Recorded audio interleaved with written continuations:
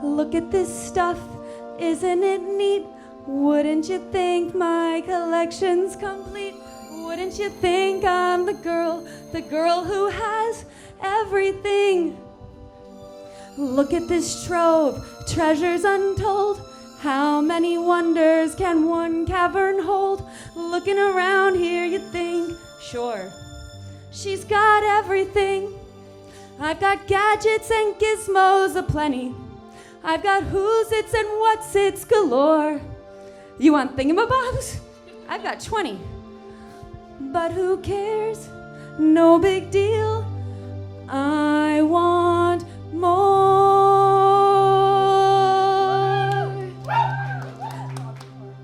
I want to be where the people are. I want to see them dancing, walking around on those, oh, what's that word again? Street. Flipping your fins, you don't get too far. Legs are required for jumping, dancing, walking around with those, what's that word again? Feet. Up where they walk, up where they run, up where they stay all day in the sun, wandering free. Wish I could be part of that world. What would I give if I could live out of these waters? What would I pay to spend the day warm on the sand? Bet you on land they understand. Bet they don't reprimand their daughters. Bright young women, sick of swimming, ready to stand and ready to know what the people know. Ask them my questions and get some answers. What's a fire and why does it, what's the word, burn? When's it my turn? Wouldn't I love to explore that shore up above? Out of the sea. Wish I could be part of that world.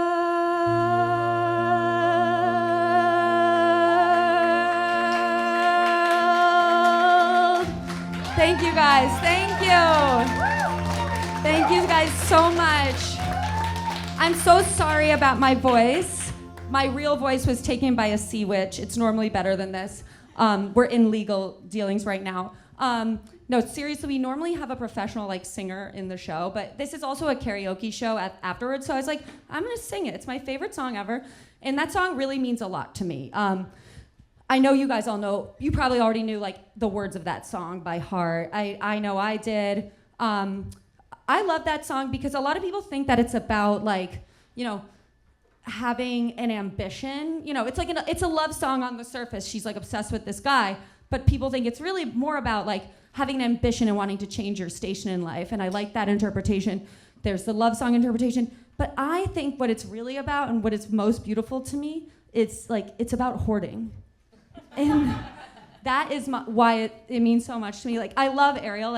There's been other material girls that sing about wanting stuff. There's Madonna, there's Eartha Kitt, Santa Baby. She wants diamonds, but Ariel doesn't want nice stuff. Specifically, she says, I don't care, no big deal. I just want more. And I've always related to that. So that's one of the many. Guys, welcome again to Slippery When Wet. The show that answers the question, what has this all been for my whole life? I've been obsessed with mermaids since I was a little girl. I've always really related to them for many more like on the surface reasons, like the hoarding. They also have this thing, they're like very sexy born yesterday, you know what I mean? Like that's like, you know, like that's like a trope in sci-fi. Mermaids do it well, but it's like that thing where you're like, oh, I'm new here, like, what should I suck? You know, like, it's like because you're so naive, it's like everything you do is kind of sexual, and I like that because I have a born yesterday thing. Like, I just like don't know how to do a lot of normal stuff that like, it seems like I like missed the class. Like when I found out we were all like doing taxes, I was like, oh yeah, I'm gonna get audited, you guys, for sure. I mean, you know, like all these normal things that I feel like my whole life has been like me feeling like I missed a class, you know? And mermaids have that for sure. So a way that I try to compensate is to be more sexual, try to like slut it up, because then when you're born yesterday, it's more okay with men. I think that ties into, so this thesis of this show is about how mermaids are allegorical figures that represent different elements of the human experience, the chief of which for me, there's two actually. One is being an anxiously or avoidantly attached person. I think mermaids represent insecure attachment. Give it up if you know what attachment theory is. Yeah, all the ladies. Must be nice to be a man, not have a biological clock, not have to figure out what the fuck is wrong with you. Some of us have to find out why we're still single at some point. So yeah, I feel like mermaids, they do represent anxiously attached girlies drawn to avoidant men. Like, this is for all of I wrote this show kind of for all of my girlfriends that like think that they like this guy despite him living on a boat. It's like, no, you like him deep down because he lives on a boat. And you might not realize that. That's same with Ariel. Like Ariel, she thinks that like, oh, like, just this one guy, like, too bad he's human. No, that's why she likes him, okay? It's like because she likes that distance. She likes to be able to run at it full force. That's why I like being anxiously attached. Like, it's very similar to being avoidant. Like, I think deep down we're both commitment phobic and like self-sabotaging on the commitment front, but anxiously attached people are a little smarter about it because we just like get to like be clingy and just choose people that like don't like us so that we can blame it on them. So it's like a little smarter way of avoiding commitment. I think a lot of avoidant people, though, also relate to the mermaid experience. Like, how many people that, you know, how many times have you fallen in love with a gay man? Or a guy who's married, you know? Oh, just if he didn't have that one thing wrong with him. No, that's why you feel safe running at him full speed. You know it's not gonna work out. Then the other thing I do think they represent is being neurodivergent, you know? Like, the way Ariel acted was always so, like, I was like, oh, like, maybe I'm a mermaid. Maybe that's what's wrong with me. Because the way she acts is so, like, ADHD coded. It's insane. Like, and other mermaids do it, too. There's also, like, an autism coded thing in how she acts, which is very, like, confidently. Like, she's studied how people act and then is, like, doing it very confidently, but, like, she's still, like, a little wrong. And, I really relate to that. I feel like I wouldn't say I'm on the spectrum. In my family, that would be considered stolen valor. I come from a family where on my dad's side, everyone is officially on the spectrum. On my mom's side, everyone's also on the spectrum, but like me and my mom are fine. We're the two that didn't get it. I think, you know, we're just like Ariel, like our special interest is human activity and socializing. But yeah, no, I definitely think I think I'm just ADHD, but I relate a lot to like the on the spectrum experience. Like, I have very strong like sensory issues. I haven't eaten a fruit in my entire life. I never will. I'm always dry because I like can't like handle like having lotion on me, but like I do want to moisturize, so I go through this constant like putting on lotion and then washing my hands like a raccoon washing his sugar cubes, you know, watching them dissolve. So yeah, I relate to a lot of that experience, and the way that mermaids act is very like, you know, they want to connect to people and they're a little bit different. The other thing that's funny is like, I think that Ariel is clearly a metaphor for like a neurodivergent girl masking, because like people forget, like if she weren't a hot girl, you would remember that like humans are her favorite animal. Like, she's like a horse girl. Like, she's like a fucking dork. Like her dad, that's why he's always trying to like get her out of the cave. He's like trying to get her to like socialize, and like she's like that kid who like wouldn't shut up about dinosaurs. And if she weren't so hot, you would notice that like she's Bubba Gump for shrimp, but for humans, there's like a lot of, neurodivergent coding stuff in the mermaid community. Like, has anyone seen Splash? Yeah. That's okay, good. You got the assignment. No, I will like start putting out like course materials for this show. But Splash has always been my favorite like mermaid story. I relate to her the most. She's blonde. It's a New York City thing. She's like into like this guy who's just like a normal dude, but like she's obsessed, and I like that. Anyway, so she is very neurodivergent coded. Like she learns English in a single afternoon from just watching TV. Like if that's not autistic, that's the thing with mermaids and with neurodivergent people. They can't do a lot of normal stuff, which is like that sexy Born Yesterday thing, but they're really good at certain hard stuff. That's part of like the uneven distribution that comes with like being a neurodivergent. Like Ariel is like a musical genius. Madison learns English in a single day without really trying that hard. And even that mermaid from Aquamarine, she like can like turn like a DIY like thrifted outfit into like something really chic. And that was before TikTok. She's not even monetizing. Like that's just inspiration. So I find that that's like definitely a representation of being on the spectrum, like being good at certain stuff and really bad at just normal stuff, like not knowing how to like brush your hair with a brush. And it's interesting because I found out recently that Madison, or the actress who plays Madison from Splash, Daryl Hannah, is actually on the spectrum herself. Did you guys know that? Doesn't it kind of make sense though? She's so good at like portraying this character who seems very like, do you guys know what I'm talking about? She seems on the spectrum in that movie for sure. And she said that she related to feeling like a fish out of water her whole life. That's why she wanted to play this part. And so I was really excited when I found out that she was on the spectrum. So I told my husband, I was like, babe, guess what? Guess who I just found out is on the spectrum? And he goes, you, babe? My husband is Polish, like from Poland, and he's actually the one, he like thinks I'm on the spectrum, and he told me that kind of early on in our relationship. And the way he told me that was he sat me down and had me watch the movie The Accountant. Do you guys know that film? Yes. It's an awesome movie, and it was like, I was going through a time where like everything was like activating me, and because we were traveling, and it was just very hard for me. I was like overstimulated, and he was like, I was like, I don't know what's wrong with you. I'm in such a bad mood lately. He's like, I know what's wrong with you, babe. You're different. Let me show you this film. And then we watched The Accountant, and it's about a guy who's like a genius, like on the spectrum, and like the way he has to like unwind at night is like he goes into a dark room and turns on a strobe light and like hits himself while he listens to metal music. And I do my own version of that. Like, I don't do that, but I do different stuff. Like, I'll say this much. Like, my reaction to Vegas is not like a normal person's reaction. Like, when I got married in Vegas in October, give it up for me. Or actually in September. We had another wedding in October. But yeah, when I was in Vegas, it was like, every time I go to Vegas, first of all, this should be the ADD test. How many times have you been to Vegas? Okay, I've been 10 times. And that's too many. That's not normal. I've only like started going recently, but I feel very calm there.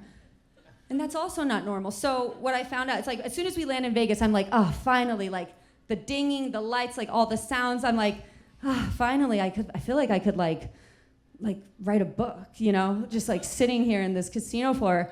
I feel great. And I'm like with my friend Sarah, and I'm like, what do you want to do now? Oh, I know, let's go to that spot in the pool where, you can hear the slot machines and 2 different types of music. Like, and she was like, I'm gonna need to go like take a tranquilizer. Like, this is like overwhelming for me. And yeah, my shrink has talked about that with me before too, that like, yeah, this need to like, I kind of need like a lot of different noises to like feel calm. Yeah, that's my mom. Hi, mommy. Is your arm tired? I just noticed you've been holding that. Oh, thank you, mom. My sweet little stage mom. You guys, Dr. Bartlik is in the house. Give it up for my mom. Literally such a sexy Ursula sea witch. Yeah, so this whole show is inspired by like attachment theory. My mom does not like attachment theory because it blames the mom. And she's a literal relationship doctor, and she's like, I don't like that stuff. I don't buy it. I think some daughters are just a little too needy, and some daughters just take after their needy dad, But yeah, I definitely feel like you will get to understand why I'm anxiously attached tonight when you see like me and my mom interact. She loves me and she's like a stage mom. She really believes in me, but if I'm like boring her for a second, she can't hide it, and she finds me boring sometimes. Yeah, I'll tell you guys a little more. I'm just rambling now. I wanted to tell you a little bit more about my mom. Oh yeah, so she's part of the reason I wanted to put on this show is my mom is just like this amazing sex therapist, and her takes on different like sex questions are always just so wild to people, and I'm so used to it that it's like unfair that I'm like gatekeeping this like little sex genius. And she's also just got a natural stage presence. She's like totally born for the limelight. Both her and I decided to go very far in a STEM career just like for attention. I'm a machine learning engineer. Literally just did it so that I can like talk about it here. My mom is similar. So yeah, I'll tell you guys a story about my mom. I'm very calm in emergencies usually. That's the part of the ADD thing. It's actually the only time I'm calm is like when there's an emergency. I seriously I would be good at Jumanji. I'm not gonna lie. I'd be great in Yellow Jackets. Multiple friends when Yellow Jackets was on like texted me like, you'd be good at this. I was like, I know, like I kind of want it to happen. Anyway, so it's the only time I'm calm. And one time there was this emergency. I was with my mom and we were on a plane, and this is like attachment theory I play. I'm so calm in an emergency. The only time I wasn't calm was when I thought my mom was like maybe gonna die. Like we were on a plane together. We're in the middle of just having a normal conversation. We had just been partying for a week at an all-inclusive resort in Dominican Republic. And so we were a little, worse for wear. But we're just hungover, we're fine. And then in the middle of our conversation, my mom's like eyes just rolled back in her head and she fainted. It turns out she fainted, but I thought she like had a stroke and died. And I froze. Like I've never frozen in my life. And I was like, oh, is there a doctor on the plane? I like whispered, is there a doctor on the plane? And no one was. It was like a nightmare where you like are trying to scream, but like nothing's coming out. And the guy next to me was like, what's going on? I was like, my mom. And he just stands up and he goes, is there a doctor on the plane? And my mom goes, I'm a doctor. She came back to life from being passed out. And she goes, I'm a doctor, don't worry. I can take my own vitals. The year's 2007. I went to Einstein Medical School, graduated. She starts giving her stats. Yeah, I love that. My mom is also a fascinating person because she's a woman of many contradictions. She's like a medical doctor, but she's like doesn't have that much faith in Western medicine.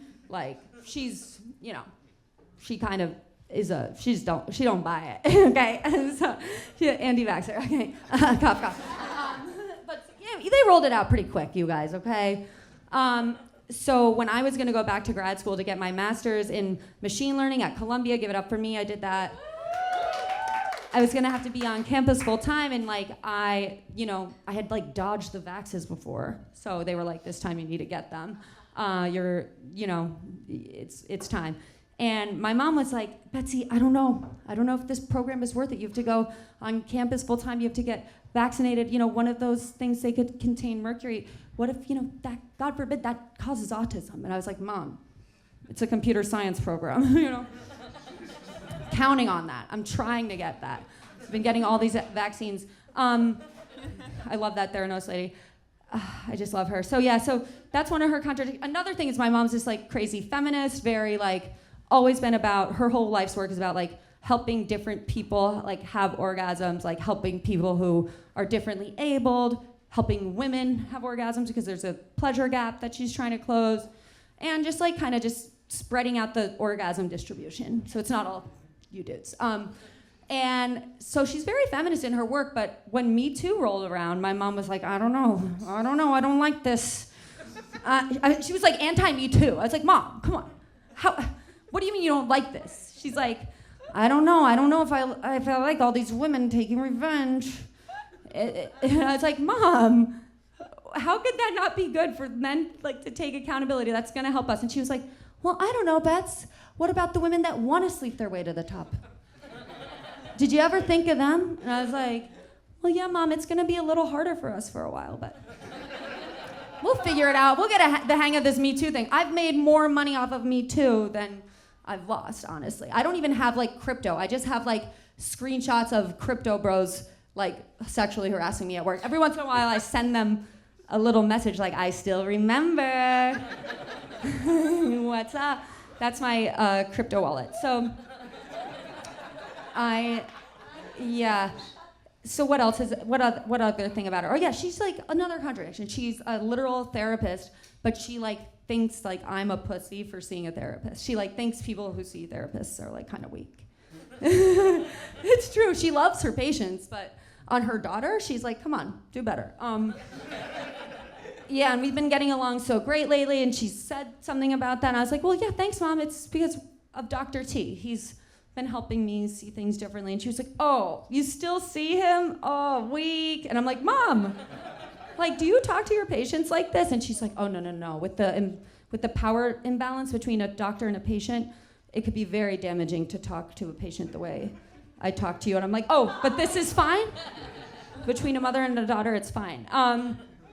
All right, you guys, thank you. That was like my little time at the top. Now, I'll tell you about the show. The rest of the show, we're going to have an amazing comic. He's one of my favorites. You know him from Wild and Out. He's not coming up just yet, but in like a few minutes.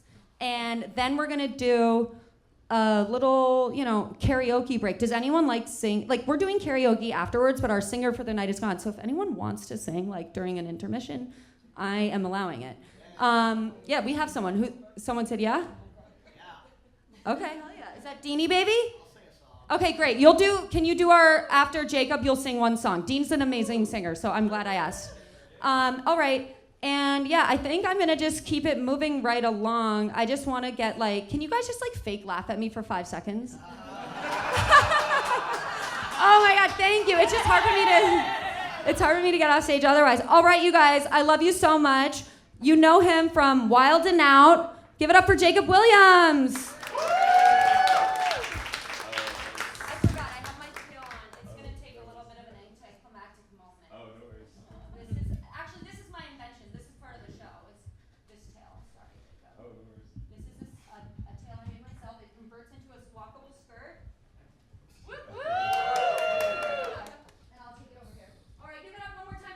Thank you. Give it up for Betsy. Thank you so much. Good to be here.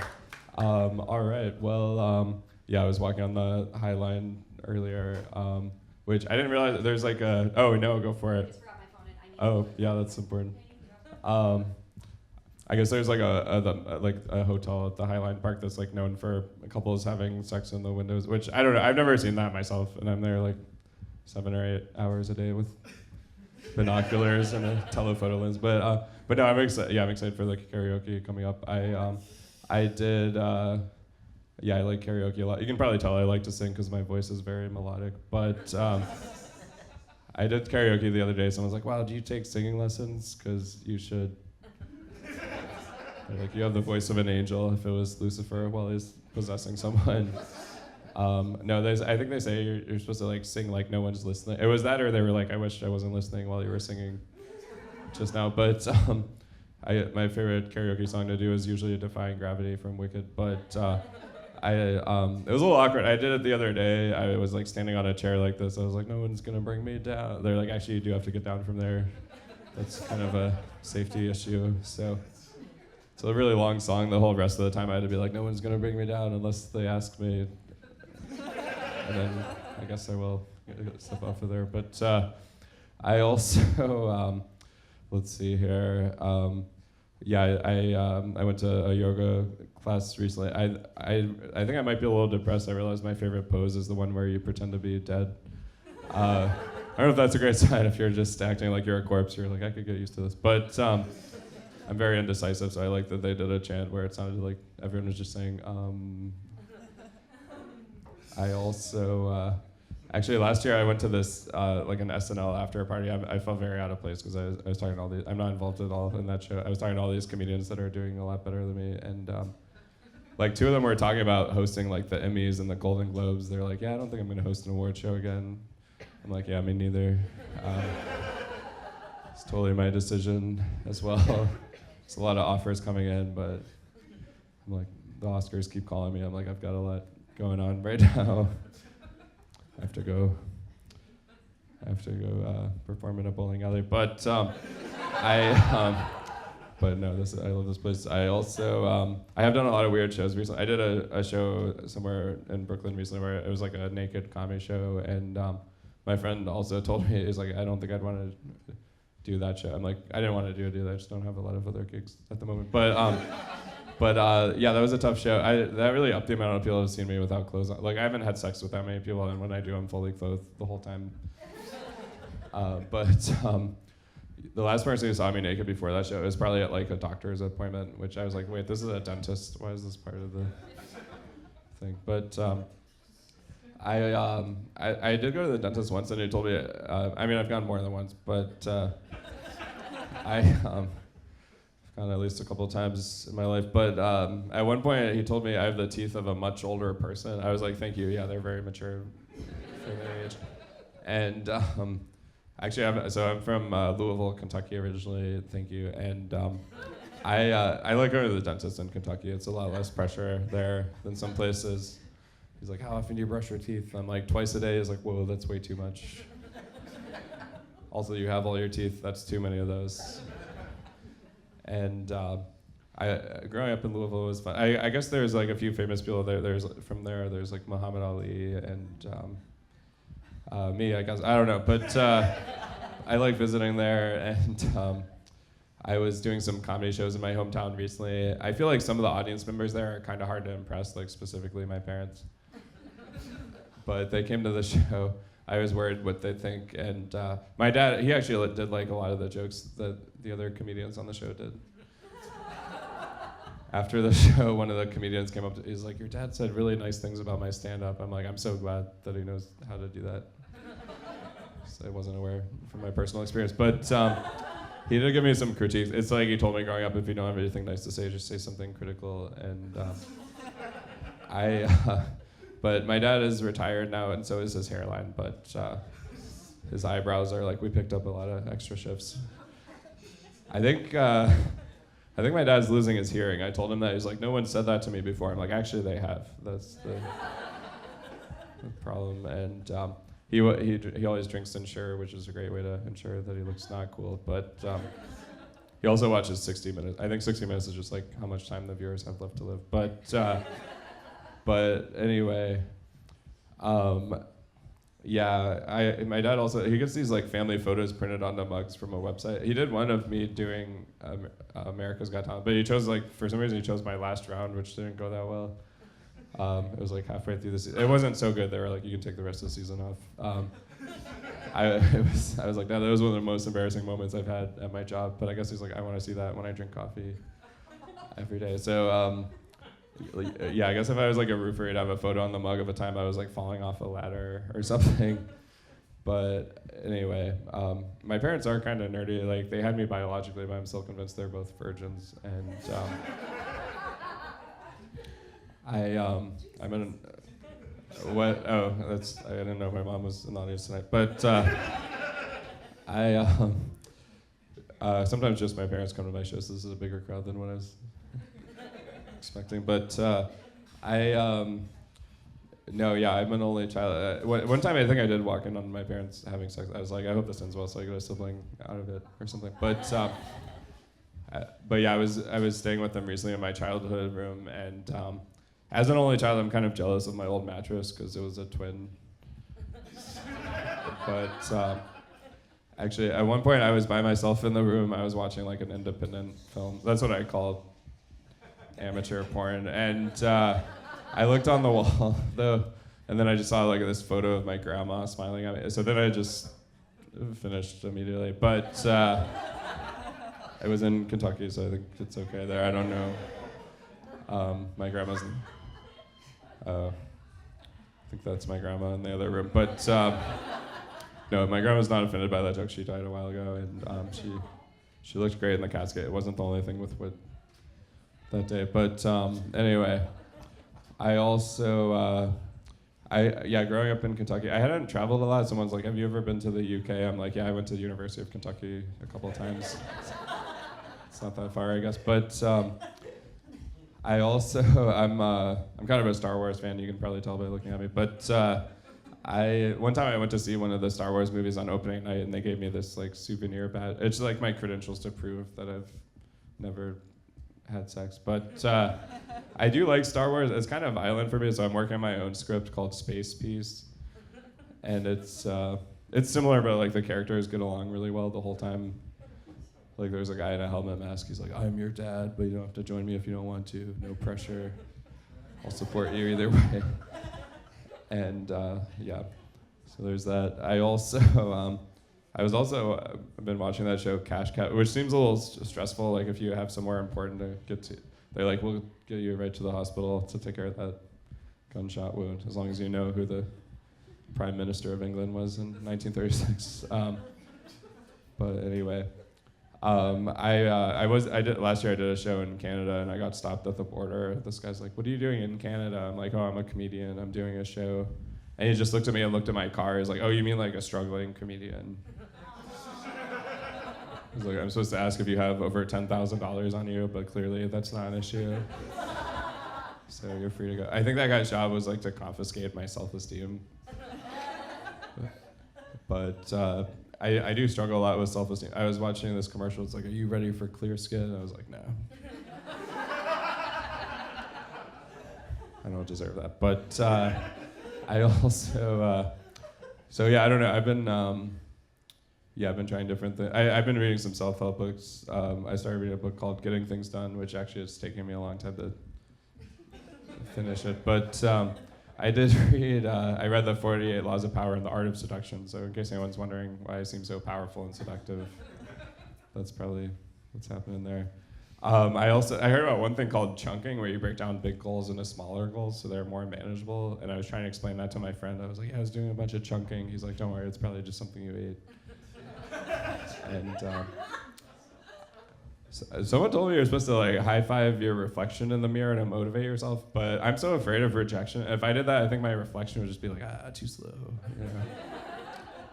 I have tried going to therapy for a while. My therapist, he told me I overthink everything, and that's been on my mind every day since then. But anyway, I also, he said I'm too worried about getting in trouble. I was like, please don't tell my mom about that. But yeah, so I've been going to therapy for a while. You're a therapist. Oh, nice. Do you have a diagnosis for me yet, or?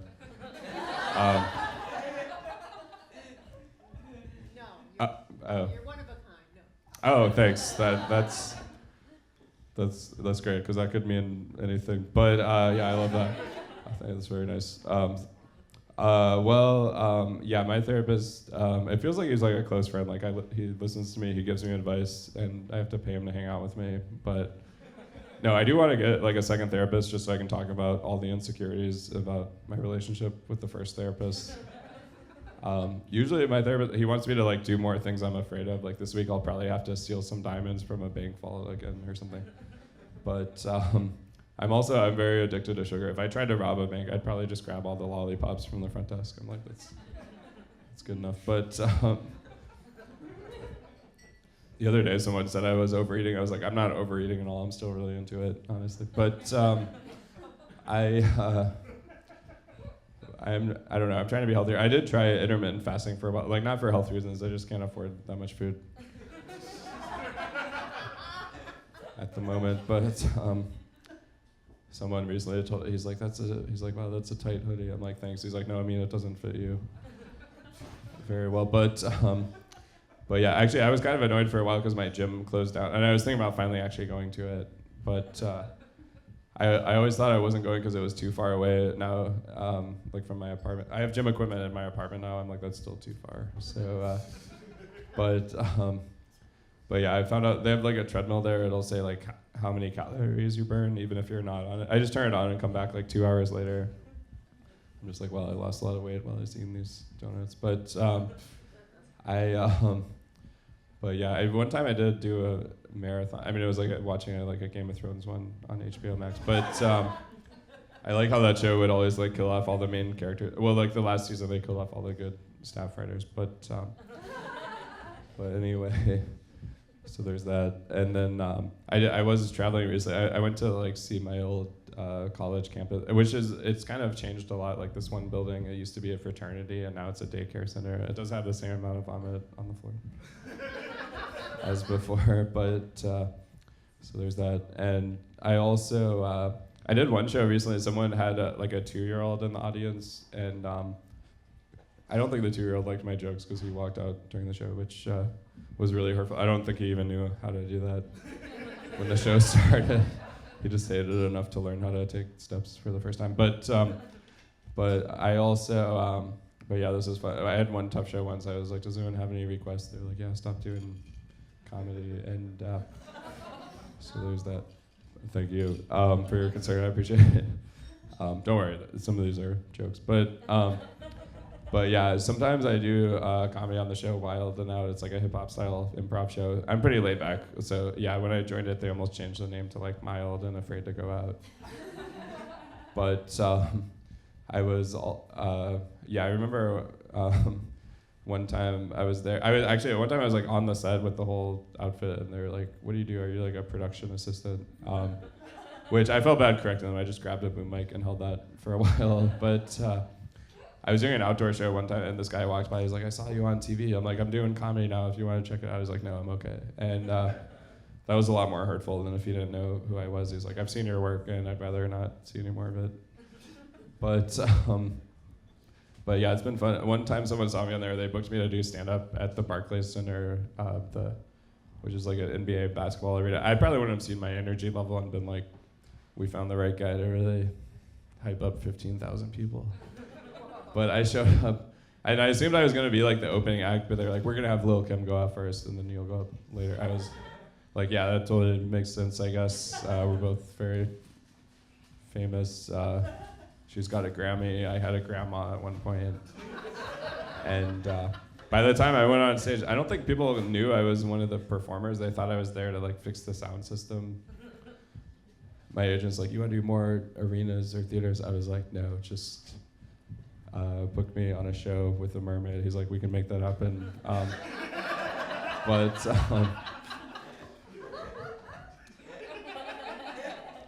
I also, let's see. Yeah, I was, all right. Well, I watch a lot of scary movies, and the other day I watched Insidious, and then right afterwards I watched Hotel Transylvania, which is not as scary, but that's really confusing when you see both of those. You're like, if I see a ghost, I don't know if I'm supposed to do a seance or dance battle it. But does anyone else watch like horror movies by round of applause? Yeah, a few couple of you. How about, what's one of your favorite ones? Salt. Oh, which one? Salt. Salt? Yeah. Oh, Salt. Okay, I don't know if I know that one. There's nothing more terrifying than sodium. I'll check it out. That's what keeps me awake at night. Like I could run into a vampire or. Oh, The Shining. Yeah, that's a classic. Oh, yeah. That's a good one. How about you? What's one of your favorites? Last Man on Earth. Oh, Last Man on Earth. I wonder what that's about. Wow. That sounds cool. What? How about you in the second row? Did you have one? Don't Breathe. Oh, Don't Breathe. Well, I think I have to tell the rest of the joke, but you can tell me later what movie you like.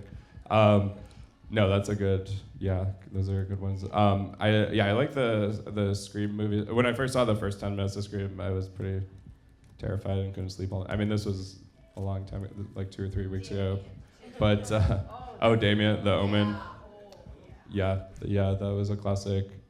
I like that. I do like the Scream movies, but those aren't that scary to me because my apartment's too small for a killer to hide in, and no one calls me, so I think I'm safe. But I saw the new Scream movie. It takes place in New York City. Like the scariest part is when they find out how much their rent costs. I also one time I went to see that movie Old about a beach that like rapidly ages people. It makes sense when you're watching it because it's like 2 hours long, but it feels like 4 years. And I saw this one movie called Split. It's about a guy with 24 personalities, which I'm kind of jealous. I don't even have one.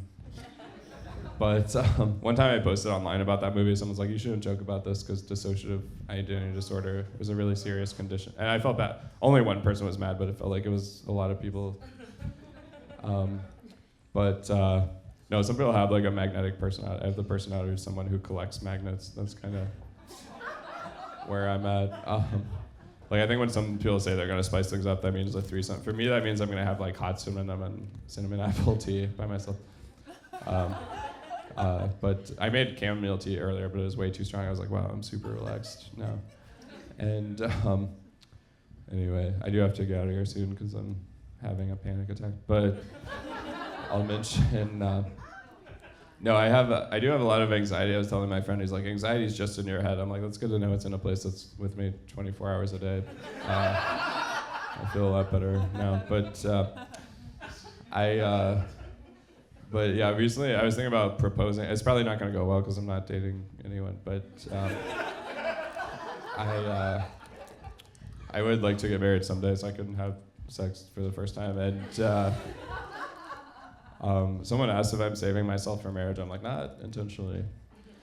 But yeah, so I've been trying to figure out dating. Are you guys together?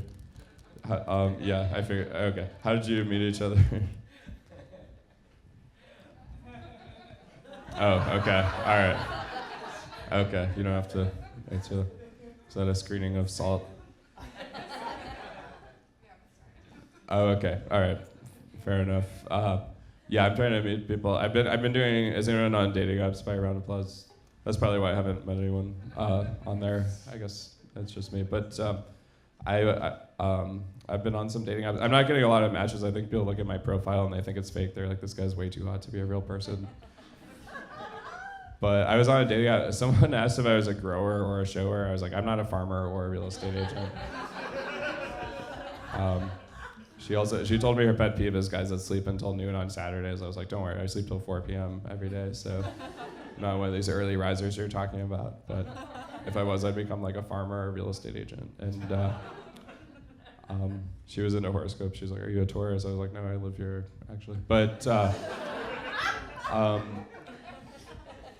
I did go on a few dates with someone recently. At one point, I bought a 3-pack of condoms. I was like, I should probably have these just in case. Like 3 is probably enough, and it was actually 3 more than enough. So really, I guess like 0 would have been plenty. But they were expensive. I was like, I don't know if I should buy these or just get chlamydia. But I felt cool buying them. I didn't feel as cool like 97 minutes later returning them unopened for a full refund. I did have sex recently. That's the main reason I came here, just to tell people that I'm trying to get the word out. And it was a little awkward. At one point we were naked. She's like, you actually have a good body. I was like, I didn't like the actually part of that sentence. But, and then I was going down on her. She started doing like New York Times puzzles during it, which she was really good. Like she could find all the connections except one with me. Yeah, it was, I hadn't had sex in a while. I didn't know what to say afterwards. I just like shook her boob. I was like, pleasure doing business with you. And, but yeah, I was dating someone for a while that was really into sexting. She was like, hey, can you send me a picture? And I sent her a selfie. She's like, I meant a sexy picture. I'm like, well, that's a little insulting that my face isn't part of that description. She's like, I want something revealing. I'm like, well, I cried 3 times during the movie The Muppets, and I've never told anyone about that.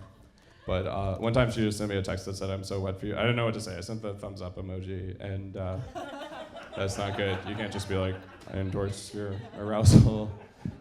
Anyway, my name's Jacob Williams. That's it for me. Thanks.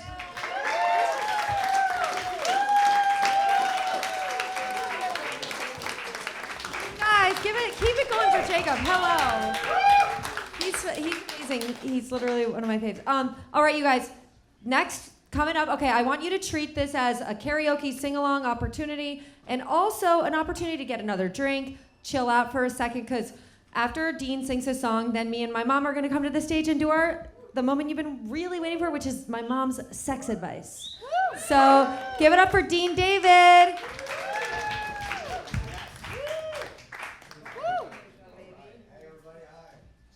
Hello.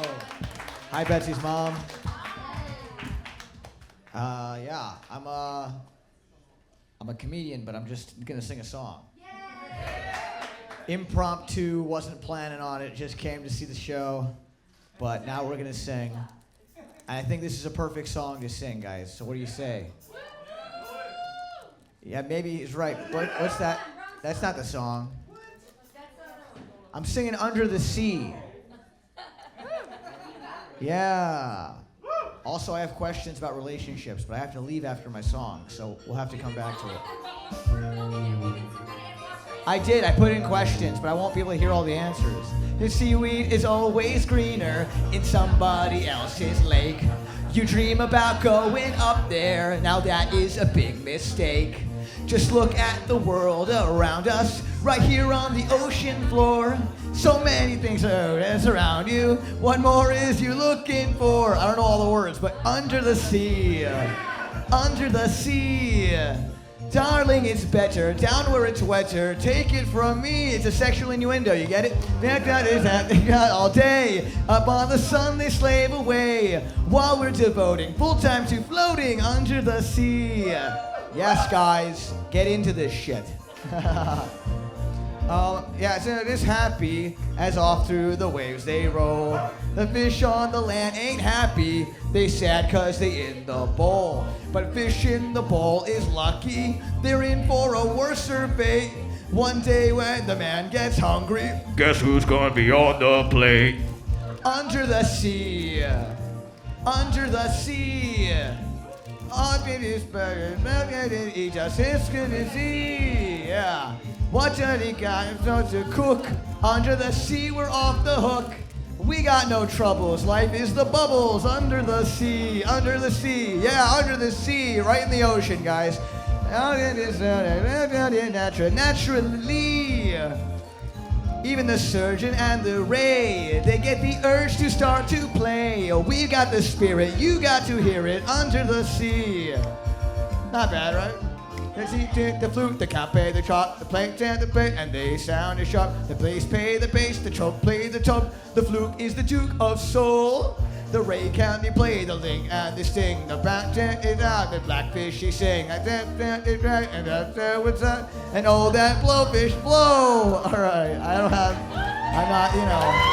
it's impromptu, guys. This is not supposed to be happening. Yeah. Thank you. Perfect time for the applause. This is the moment of no words, so good timing. Thanks. I got a tarot card reading earlier. It says my heartbreak is gonna end. That's my future. That sucks. That's all I got is that's gonna happen. Yeah. Under the sea. Under the sea. When did this begin to begin? It's music to me. What do they got? A lot of sand? We got a hot crustacean band. Each little clam here know how to jam here under the sea. Each little slug here causing a rug here under the sea. Each little slug here know how to whale here. That's why it's hotter under the water. Yeah, we in luck here down in the muck here under the sea. Yes. All right. Let's learn about sex. Yay. How's that, Betsy? Do I get off now or what? Listen, I'm 120 pounds. I'm single. I think it's related. It's not sexy when you're a girl's goal weight, you know? Women are looking at me with envy. I don't like that, but they do. They look at me like, look at this guy rocking my body with no titties, and it sucks. Yeah, no worries. All right, give it up for Betsy, folks. Mom, are you ready? I'm ready, Betsy. Okay, I'm gonna start. We also have some questions that are like kind of multiple choice trivia questions that include prizes. But since you guys are here and you guys submitted a lot of questions, we should start, with the real questions. And if anybody has any stand-up questions, get up and say your questions. That's the best, live questions. Don't be shy. Okay, someone said, amazing show, keep going. Lovely. Okay, that's a compliment, not a question. That's one of the compliments. Thank you guys. Okay, so here's one. Love the show. Okay. There's more, but I didn't want to get into it. Okay, this is interesting. How to get over childhood shame of having orgasm. What do you even think? The fact that you know right away. Will you come closer to me, Mom? I feel like we're too far apart. Okay. So, shame comes from, the way you were raised. Maybe they taught you that it's shameful to talk about anything sexual and, to be sexual. So you want to get over that. That is not healthy. And, people go into therapy, they get educated, they see how other people learn about sex and behave about sex, and then they start to feel normal. Yeah, some people actually use psychedelics to Right. help them get over shame. Yeah. That's a new type of therapy. Yeah. MMDA is very good for getting rid of shame. MDMA. Ecstasy. I love how she got the initials a little wrong. Oh, did I get it wrong? Did I say MDMA. You're so MDMA? cute. She's Oh, okay. like Special K with Barry. It's ecstasy. Ecstasy Ketamine. and Molly. People are using it to get over shame. Yeah. It used to be used as a therapy in the 60s, and then they made it highly illegal, and doctors wouldn't guess give it. who So now we you blame? can The get man. it, but only underground. Yeah. I mean, this is one of the reasons you're a little bit low-key anti-Western med. We know that there's a lot of stuff they could have gone further with already. Yeah. When it comes to psychedelics and mental health. We all know that. That you can do like years of therapy with taking shrooms and stuff. Yeah. Right? That's right.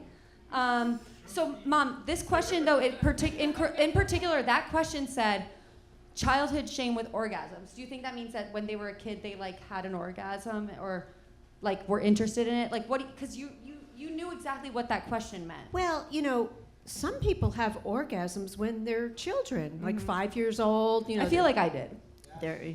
Yeah, I caught you a few times. Yeah. She caught me, and she never shamed me. She never shamed me. No, never. I just closed the door and said, "Excuse me." Oh, sorry. That's how you make it so that your daughter doesn't not have orgasms yeah, later. You want them to be prosexual. Right. You want that to happen. Actually, girls who don't have orgasm feel all this pent-up desire, and they're more likely to be sexually promiscuous. And Yeah. some girls can have a lot of sex and never have orgasm. Yeah. That's very sad. That is an interesting, so that's a question I was wondering. It's like, we have a lot of questions that come in about differing levels of libido. And I thought of a question today based on the questions we've had come in, which is like, let's say you and your partner have a differing level of libido. They have lower than you. And I know that, like, in theory, it's like good to then masturbate, right? Yes, it is. Yeah. If one person has a very high libido, it's good if they masturbate and then, maybe every other time have sex with their partner. Right. It's you got to find a compromise. And that's not to mean that, a person is less desired. That's not a downer. It shouldn't be an insult or it shouldn't be taken badly. It's fine. Let's say somebody wants sex once a week and the other one wants it twice a week. Masturbation is great, Right. Really. I mean, I did feel like I'm not like, I've never been very like, even though I seem maybe kind of sex positive, I'm very like sexually like responsible. And I think it has to do with like masturbation. It's like a lot of my girlfriends that were like exactly what you said. Like, you're more likely to get like manipulated in a sexual relationship when you like need to go outside, to get that. So It's very sad. A lot of the girls who get pregnant and have babies young, they've never had an orgasm. Yeah. They Giving really birth? need to be taught how to masturbate when they're young. That should be part of sex education. yeah, that's a thing that I like it that you say that, Mom, but I'm like, you're blowing their mind. They don't know that. That's part of it. You guys are weirded out, I know. That's normal.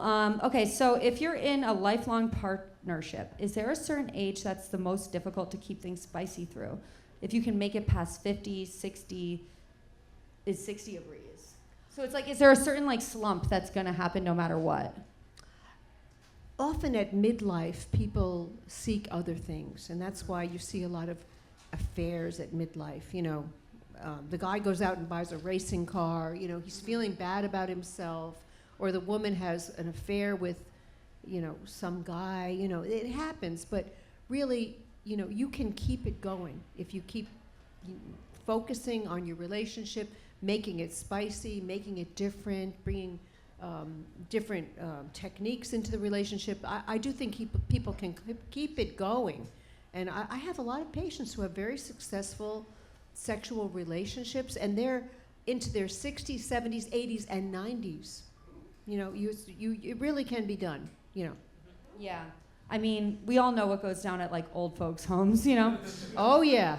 There's a lot of fornication because they got nothing to lose and they're down, like to connect. Yeah. No. I think it's interesting though, Mom, because what you're saying is like a growth mindset, which you just have. You have a growth mindset about all things, but especially about sex stuff. I think other people just don't have that, or they don't know that they can. Well, You're so used to like being a sex As queen a that you sex don't know? therapist, I deal with people's sexual problems. I try to get them to overcome their inhibitions, to be pro-sexual, to do what they can. Okay, I use herbal medications, vitamins, minerals, pharmaceuticals, anything I Real can medicine. to bump up their sexual functioning. That's how I work in my practice. So it's really important. And also, people think that, okay, if a man loses an erection, sex is over. You have to stop. Oh, no. You keep going. You maybe focus on the woman's pleasure for a while, and before you know it, Or the he's other guy, getting, or the other them. yeah, right. Okay, we want to be very woke here, Okay. Yeah. See, this is what I'm dealing with. She's woke, actually, but she still makes fun of me for being sensitive to people. Yeah. Okay, this is a good one. How do you get over fear of dating rejection? Dating rejection. Okay, well, you have to think of it like a job application. Yeah. You have to put in 100 applications in order to get one to work. Right. That's how so what? You get rejected on dating. So what?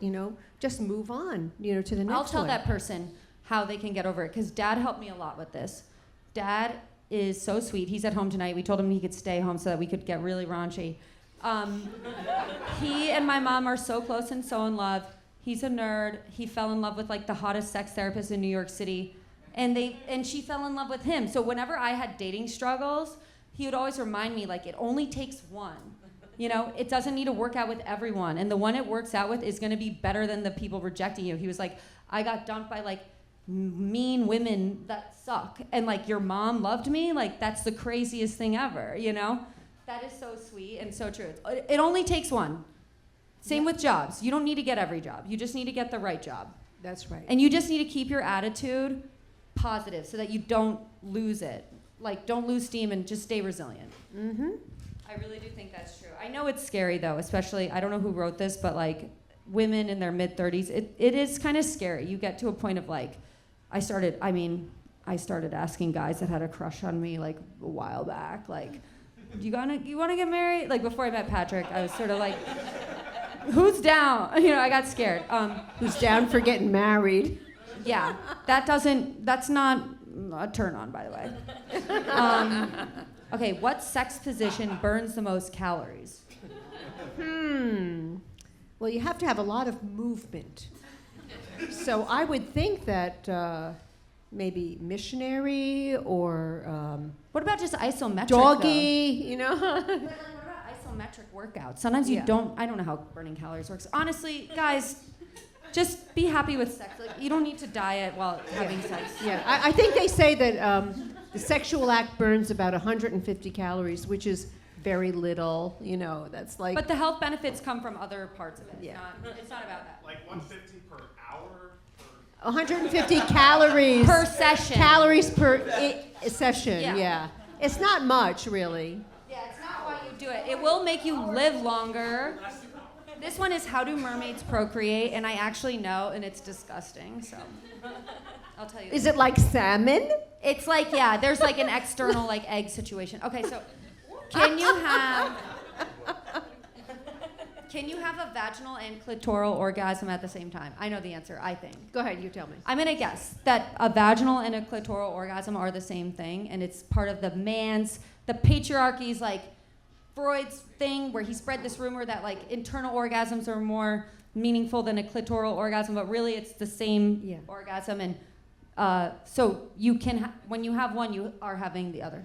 That's right. They're the same thing. An orgasm is an orgasm is an orgasm, and don't worry about having a vaginal orgasm. Only 25% of women can have orgasm on vaginal intercourse. Okay, most women need direct clitoral stimulation. Let's all close our eyes. You guys to all have close your orgasms. eyes. And guys need to get. Some guys are insulted. If she needs direct clitoral stimulation, some guys think that there's something wrong with them, but it's normal. I think Freud was like that. Yeah, Freud probably. said that women who did not have vaginal orgasms were immature psychologically. Okay, that was psychoanalysis for 50 years. People believed that. It's not true. That's like how I used to say, like, men who don't want to date me are immature. It's like basically he's like, he couldn't make that girl come, so he's like, she's just immature. We know what he's up to. I see a hand out there. Is that a question back there? Yeah. Yeah. So obviously not all orgasms are created equal. How do you intensify them? It's a good question. Okay, you can do lots of things to intensify orgasms.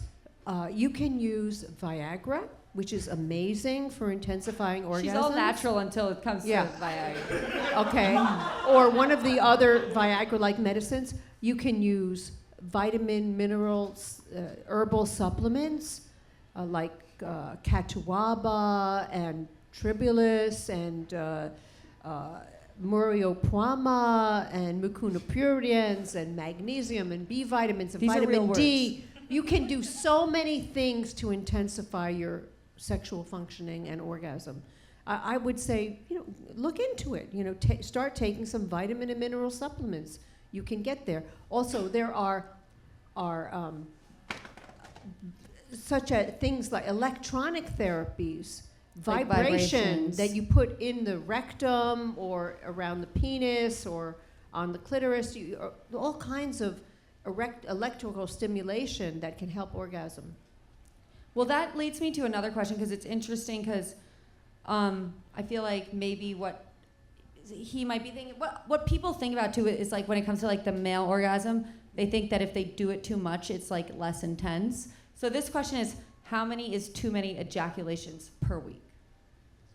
I've had some men who literally have 3 a day. Okay, that is normal for You them. probably have a weird pool of people because you're a I've sex seen therapist, so so I'm many like, thousands she's got of people. Some men need that. Some men need it every single day.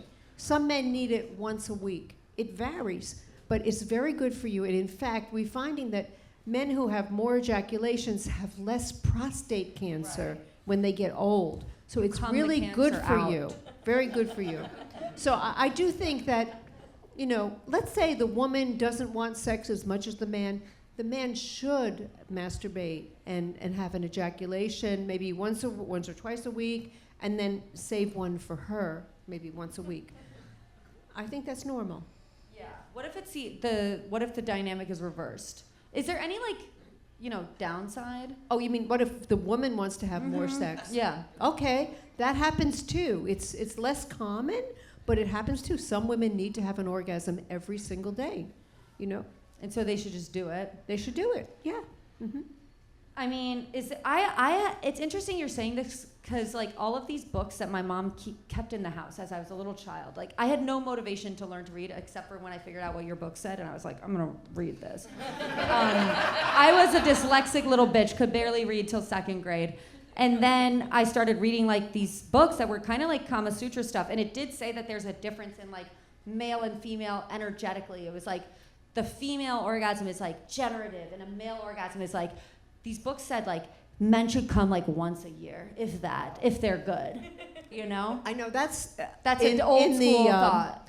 In the Indian Ayurveda tradition, Right. they try and withhold To get the ejaculation. guys more like angry and more like And in the like a beta fish, Chinese yeah. medicine tradition, they want to have ejaculation very infrequently. for men. Yeah, But for men. women, it's the opposite. There was Yeah. always this idea that when a woman comes, an angel gets her wing. Like every time a woman comes, it's good for the environment. It's true. It's literally good for nature, is what these books say. And when a man comes, it's like a building gets built. It's like bad. Yeah. So what do you think? Do you think there's truth to that? That you clearly don't. You think men I should come can't. just I as much? can't relate to it. I really do. I think. just I think think that everyone should come. frequent ejaculation for men is a good thing, Right.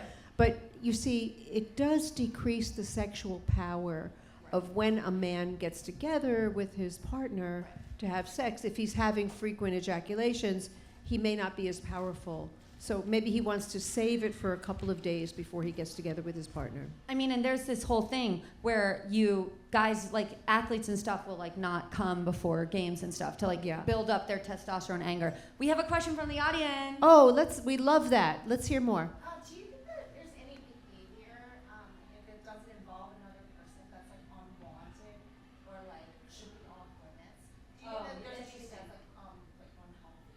Right, like so you're not cheating technically, but you're doing something. And you're not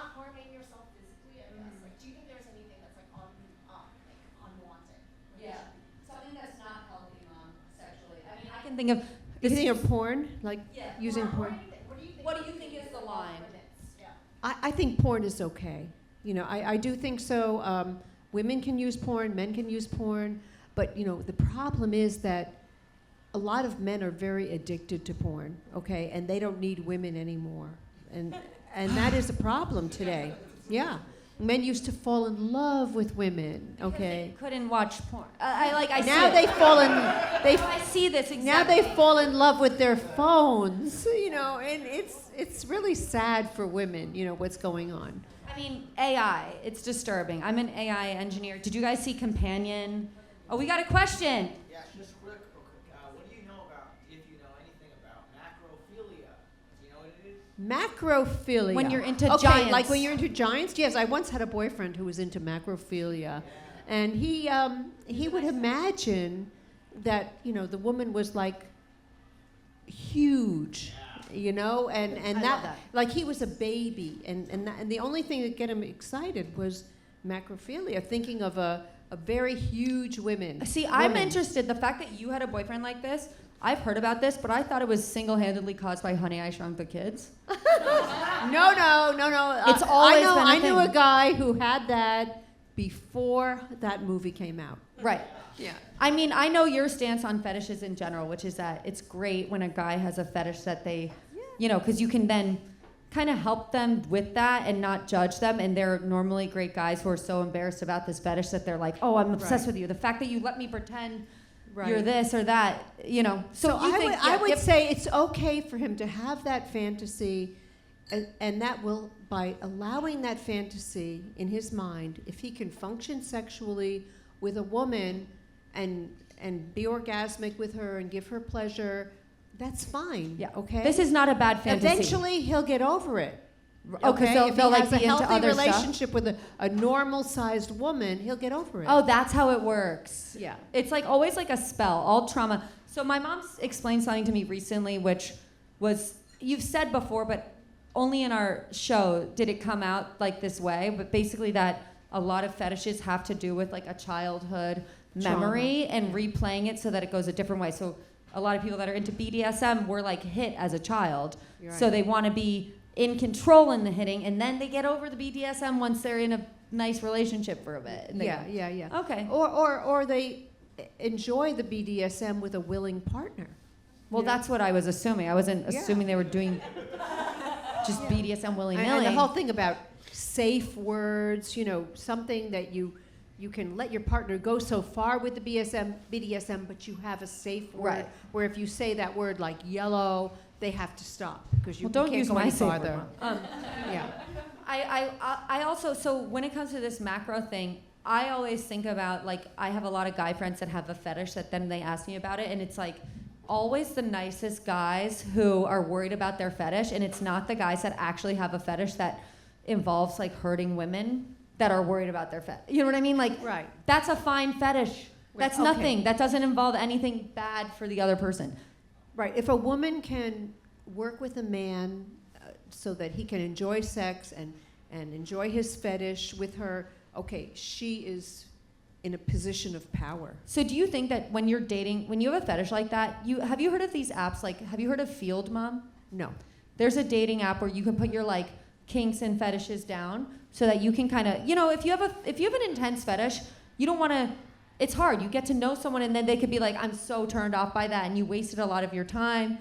So do you believe in the idea of like an app, a dating app where you then have a normal conversation, but it's just on your profile what your fetish is? Exactly. A lot of She loves that. I do think that a lot of men with fetishes. Okay, let's take the foot fetish, which is like the classic, right?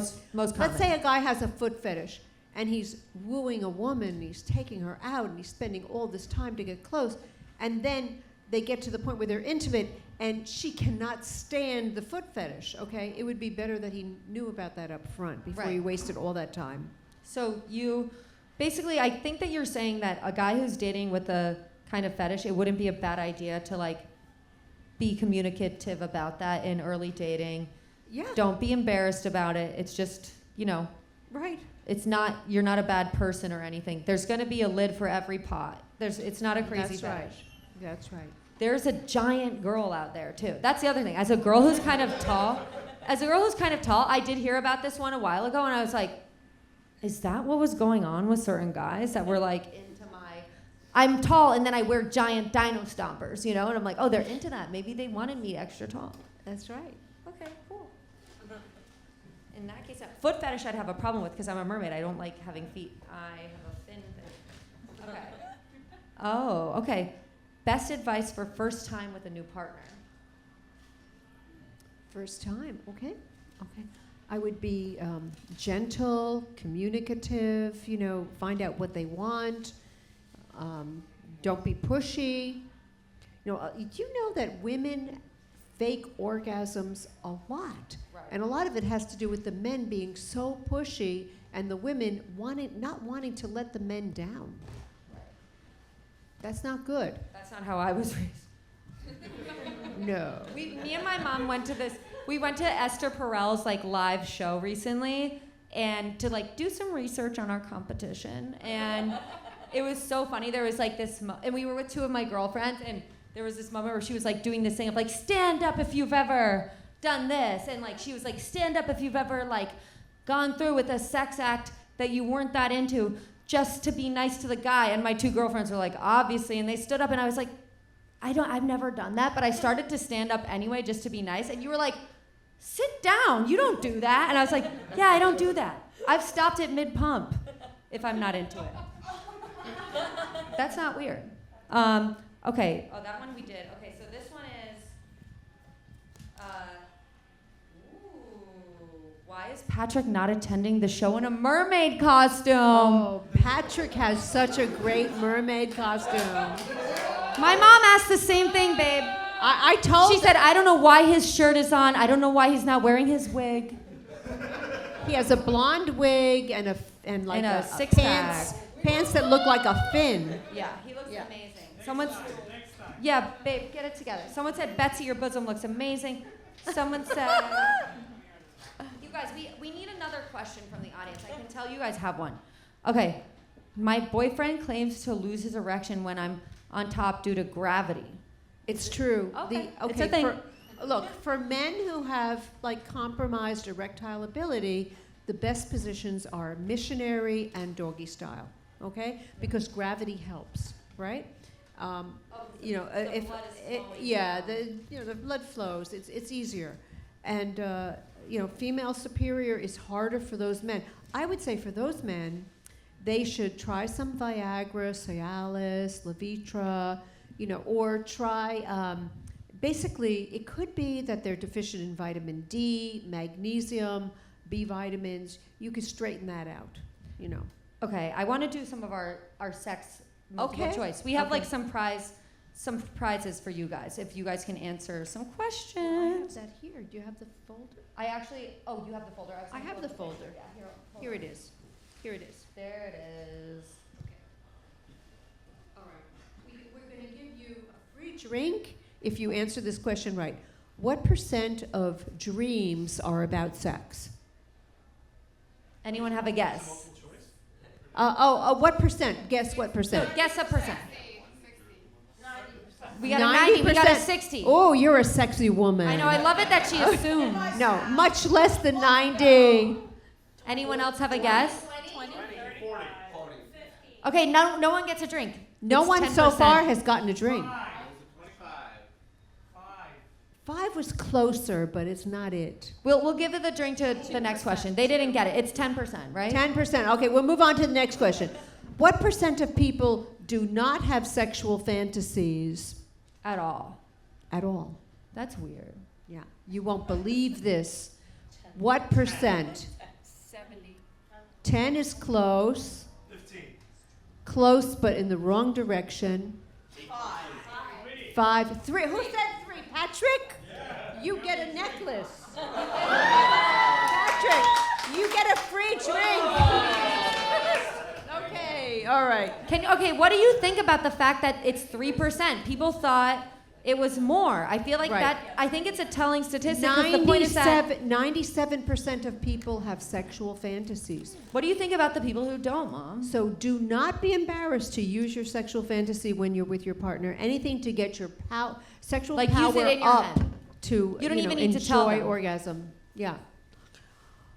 What item of clothing will help you have orgasm if you This one's multiple if choice. you wear it during sex? This is multiple. Shirt, bra, socks, or hat? Socks. Whoa! You got that right. Who This said guy that? knows from experience. Oh. Okay. And Why does the socks work? The reason is that when you're anxious, you get cold in your hands and feet.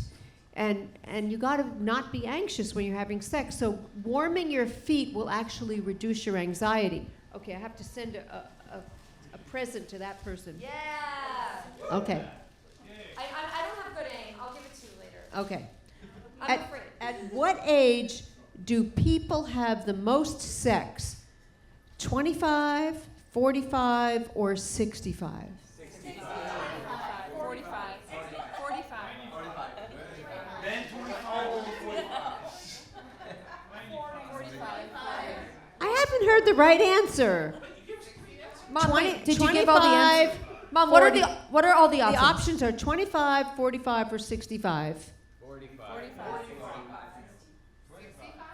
You said 25. 25 is the age when people have the most sex. Oh, someone was saying About 25. 80 per year, 80 incidents per year. But it's so probably terrible. That's almost twice a week, okay, at 20, in your 20s. In your 40s, it's 60 per year. In your 60s, it's 20 per year, okay? But, you know, there is some conflicting research shows that after people retire and they have more time, they have more sex. So give this man a necklace, Betsy. Okay. Okay? Mateusz? Yeah. So you can turn that Sorry, in buddy. for a free drink, okay? Okay. Okay. This one's for Okay. Is clitoral and penile atrophy a thing? Yes or no? I don't know what that means. Okay, atrophy means it gets shrunken. Okay? I've seen it. I've seen it happen. You have. Okay. You know, If you don't I've use seen it you happen. lose it. Okay, when for instance, when women, well, let's see, does anybody say yes or no? What do you think? Yes. Okay. Another yes. See, what happens is when women go into menopause, their clitoris shrinks, and it becomes harder to find it so that you can stimulate it and have an orgasm. When men are, let's say they're in a sexually down period, maybe they're on medication that inhibits their erection, their penis literally shrinks like a turtle pulling its head inside its shell. Okay? No, really. So, you know, that is a real thing. So what can you do to combat this in both cases? If you're Well, a woman in menopause or if you're Okay, with a woman in a guy who's menopause, just a loser. we give her hormones to make her more like a younger woman. We give women testosterone cream to put on her clitoris. We give her other A cream that she worked on medications when I was in high school. that increase blood flow to the clitoris. Also, there's something called PEMF, pulsed electromagnetic frequency device, which it increases blood flow to the area, and literally you can reverse the shrinkage that way. Okay? What Okay, about a this- Swedish-made penis enlarger? This is a good one. What percentage of Lord of me. women do not have orgasm from intercourse? 95, 75, 50, or 25? 75. You are right. Right there. All the girls knew it was 75. Yeah, we You have. said it earlier. Yeah. Oh, we said that earlier? Oh, shit. Yeah. Well, she paid attention, and so Yeah. that's something, too. Yeah. Right. Okay. And a couple more. Is having sex with your ex Oh, this is good interesting. or bad in helping you get over the relationship? Yes or no? You think it's bad? I'm getting more bads than good. Mom, what's the context here? Well, okay, there was a study that was done that looked at that, and they found that actually when you have sex with your ex, You get the ick. it helps, it helps you get over the relationship. Like, let's say you have sex with them, but you know that the relationship is not It's like goodbye proceeding. sex, yeah. It actually helps people get over the relationship, the breakup, better. sex, Okay, okay. usually for every year that you've been with a person in a relationship, it takes about 6 months to get over it after the breakup. It's very painful. But actually having sex with your ex can help. Okay. Okay. I mean, was this study written by exes? What's going on? I love this study. I'm like, here's the thing. I have a thing where I would not do that because as soon as I see it not going forward, I'm like innately turned off, which I think in turn has always made the guy go insane for me. You know what I mean? They're like, oh, she's really, like, guys will dump me and I'll be like, oh, you don't want to marry me? I didn't get that before. Now I get that. I am not interested. And then that makes them go, oh, like, you know, that makes them obsessed. So I think that's the secret to getting over your ex is just not having sex with them so that they become obsessed with you. Yeah. Okay. It's one way. What percentage of women have never had an orgasm? 5, 15, 20, or 30%? 30.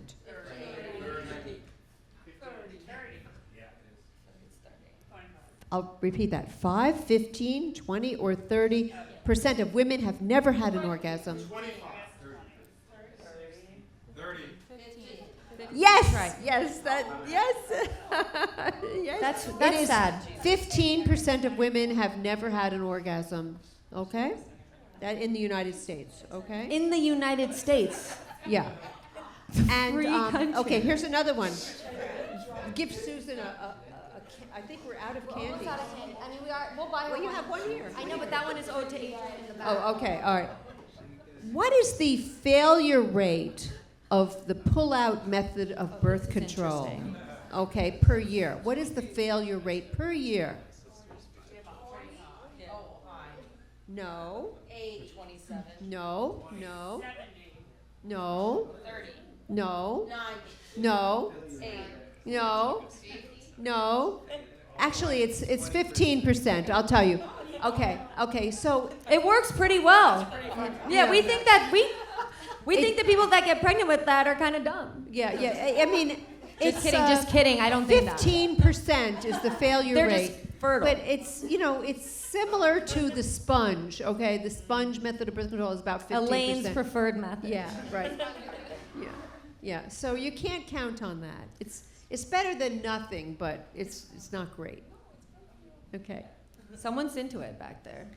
Someone likes that? Yeah. They don't like the pull-out method? Oh yeah, it's more fun to have sex with the Russian roulette.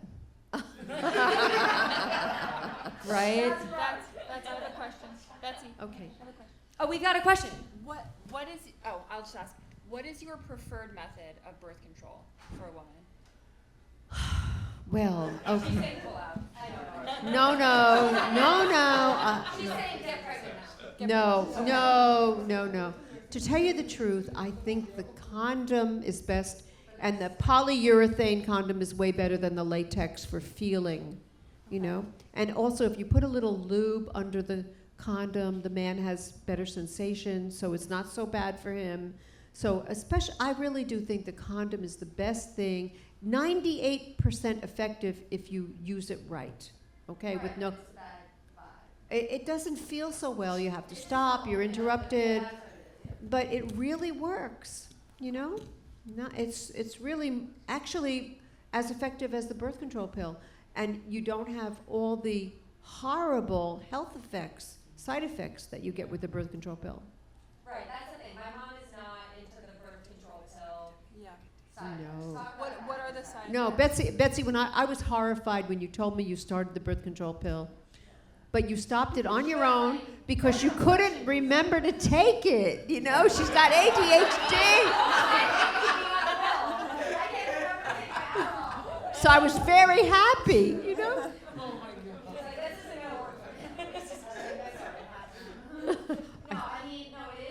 It's definitely like you can tell it affects your personality. So bad for your mental and sexual health. Yeah. If a woman comes into a gynecologist's office and is having trouble having orgasm, vaginal dryness, pain, and she's on the birth control pill, the first thing the gynecologist should do is stop the pill. Period. But they don't always. Also, what about this whole thing with the pill and how it can affect who you're into? Oh, well. You were telling me that ever since I was a little girl. Now, you used to be called crazy for saying that. Now, all normal doctors are saying, oh yeah, we always said that, and they didn't. Right. What happens is there are these immunological things that they can measure. And the women who are on the pill pick men who are similar genetically to their brothers and not different genetically. And that's not good for the babies, okay? So they pick the wrong men to mate with when they're on the pill. So that Because is they're very picking the unhealthy. equivalent of like if they were already pregnant. Yeah, that's right. They're like, what guy can I latch onto? My brother. Maybe he'll help me raise this baby. Right. But like, because that's what the pill makes you, your body feels like it's already pregnant. Right. Mm-hmm. Yeah. I've heard of that where girls go off the pill and realize they're like not into their partner anymore. You know, that's a thing. What else, Mom? Okay, I feel like someone else has a question. Does anyone have a question? Or should we wrap this up? We can wrap it up. We're done. Okay, let's wrap it up. Okay. All right, we love you guys. That's our show. Thank Follow you us on all. Instagram, Slippery When Wet.